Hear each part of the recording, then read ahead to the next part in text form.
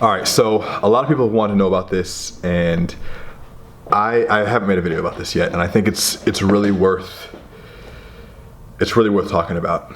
So I want to make a video about my experience with psychedelics, with all the things that I've been working on over the last few years to kind of like change my mindset, to get me to open up and understand things in a new way. And it hasn't been easy to film this video. I mean, there are a few aspects. The first aspect is, for a lot of people, psychedelics are still very taboo. Like you just don't really talk about them in public like you do other drugs, honestly. We're okay talking about caffeine and nicotine or prescription drugs or other things that alter our body or our minds, but for some reason, psychedelics are just very like under the rug, under the table, all those different euphemisms. And I'm 29 now, I'll be 30 in a few weeks, and to be honest with you, I hadn't even considered doing psychedelics until I was 25, until I moved out to California. It's not California's fault, but it is a coincidence. And when I moved out here, really what started to happen was I started just meeting people who had an interesting, different take on the world. And I started meeting a lot of people who were very open-minded, people who were doing extremely well in business, and they were still in really good shape, and they seemed like I don't know how to describe it, like they had their mindset together. It seemed like they were well put together. And me, you know, as a 24, 25-year-old guy, I was still kind of dealing with a lot of the anxieties that come with being a young male and still trying to find direction in the world. And so all of that led me to kind of just like start talking to these people and really see kind of what their habits were, what their ideas were about life. And one of the common threads that I found was that a lot of these guys, and well, when I say guys, men and women, a lot of people who I was talking to who were successful and centered, who had money, who had careers, there seemed to be this common thread, and that a lot of them had tried psychedelics. And we're not talking like hardcore drugs here. So what are we talking about with psychedelics? We're talking about mushrooms. We're talking about LSD or acid. We're talking about like MDMA, Molly, ecstasy type stuff. We're also talking about the big daddy, the big mama, grandmother, ayahuasca, and her derivative, DMT. These are the psychedelics I refer to, and even marijuana can also be a psychedelic. And so when I got out here to Cali, I was just exposed to people trying all these different types of, well, we call them plant medicines.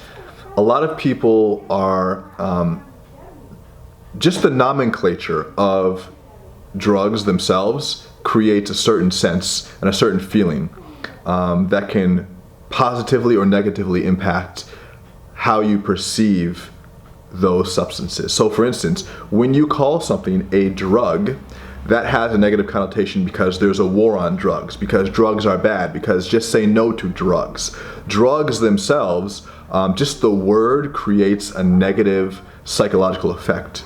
But when you look at a lot of psychedelics, many of them are purely from the earth. Things like mushrooms, things like marijuana, things like ayahuasca, which is a combination of a root and a bark that's mixed in a stew, essentially, a tea. These things are from the earth. And so at a very basic level, don't you think it's crazy that there are compounds in the ground that you can ingest in your body that interact with your body in such a way that it creates these incredible visions and these sometimes supernatural states? Now, if you haven't experienced this before, it'd be hard to relate to this. But if you have experienced some psychedelics before, especially like ayahuasca or marijuana or mushrooms, isn't it crazy that there are these naturally occurring plants and organisms that can create this state? Now, even similarly, you think about something like LSD, acid. It is lab created, but I mean, if you've ever taken acid before, you'll see that it's a very small. I mean, you know, it's like a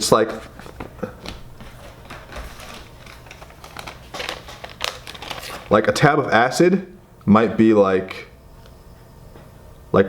this big. like this big, actually smaller, and you put it on your tongue and it dissolves, and the actual chemistry of it itself, the actual chemicals itself, creates such a long-lasting effect in your body. It might be a 6 to 8 hour sensation. And so just that alone, when I started hearing about those types of effects that these medicines have on the human body and on the human mind, I was fascinated. Already I was drawn to it. But I still hadn't tried any. Let's just talk about it from the perspective of which I'm speaking of in this context.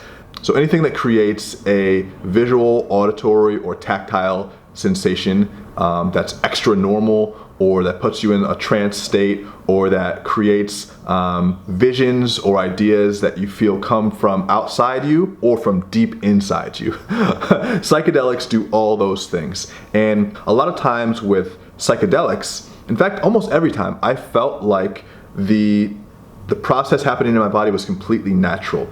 And we know this because there are certain receptors that cannabinoids, for instance, match to perfectly in your brain. And so you know that there are actual spots in your brain to receive these particular molecules. Not just floods you with dopamine, but also there are receptors in your brain to accept these particular molecules. And so we know that the human body and our DNA has evolved not necessarily only with these chemicals in mind, but that they're a natural part of human evolution, and they're everywhere. With the case of DMT in particular, DMT stands for dimethyltryptamine. Yeah, dimethyltryptamine. Look it up.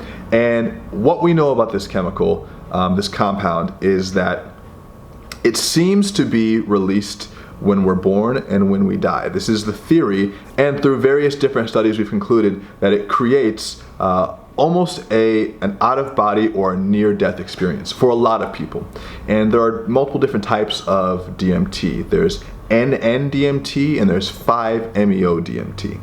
Now, my first experience with DMT was with 5-MeO-DMT. And the DMT is known as the spirit molecule. It's called the spirit molecule. And there's a book on this, and there's a documentary on this hosted by Joe Rogan.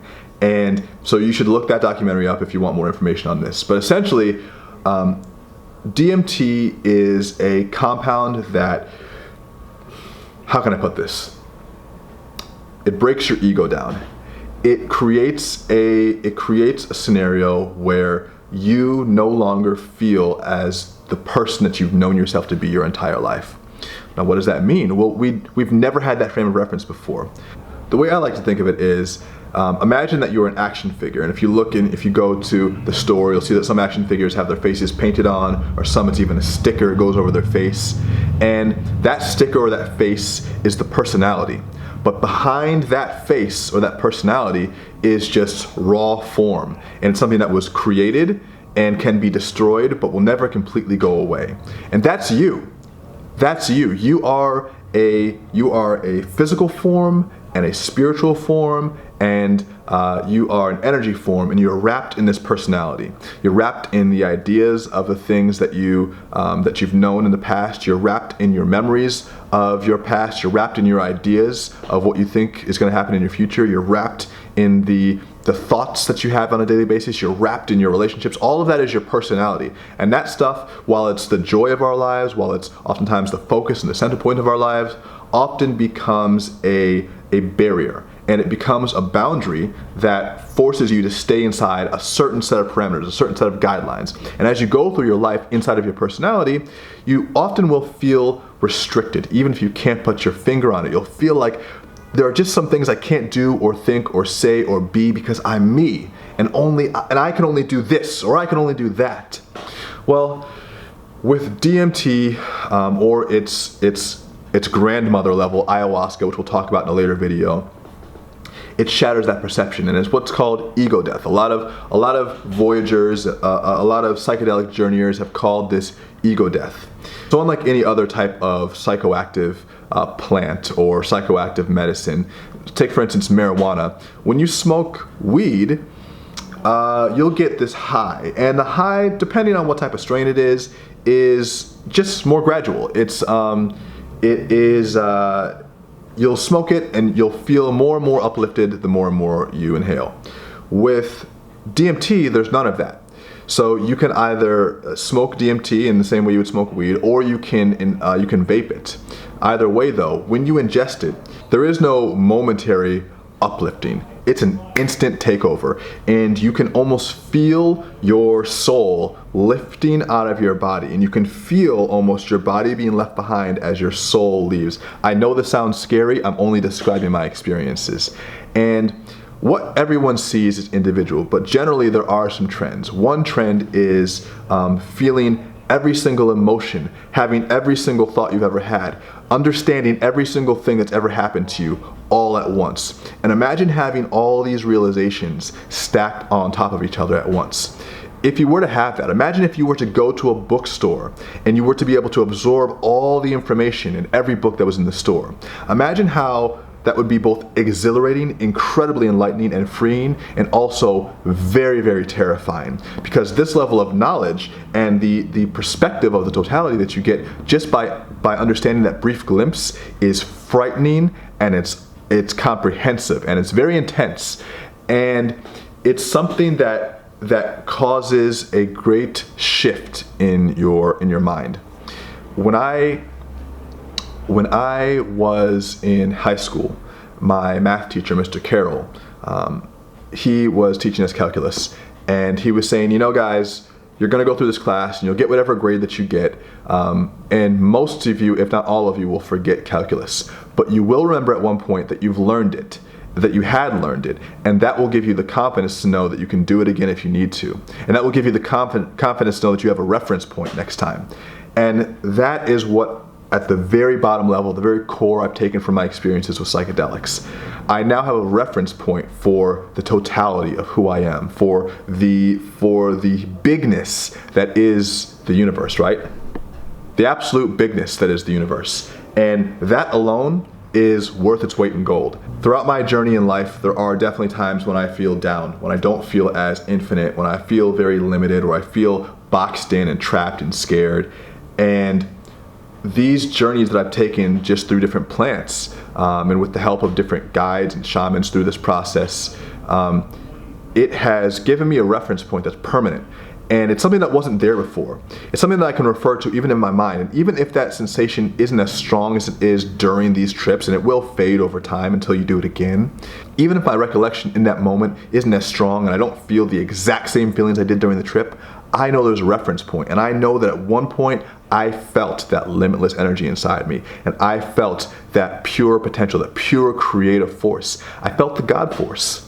And that keeps me in a place where even when times are tough, I know there's always a place inside me that I can go back to. And the psychedelics, including DMT and other things, have helped me to find that place. So this is why I love psychedelics. This is why I advocate their use, and I talk about them a lot, despite the fact that they're still taboo in a lot of places and a lot of countries. So if you want to hear more about this and you want to hear more about my journeys, please type in the comments below, tell me more, and I'll definitely share more videos about this type of stuff. It's one of my favorite things to talk about, and I'm only now talking about this in a way that I feel is going to be helpful for everybody that's watching. So much love and appreciation. Subscribe to the channel if you haven't already, and I'll talk to you soon. Peace.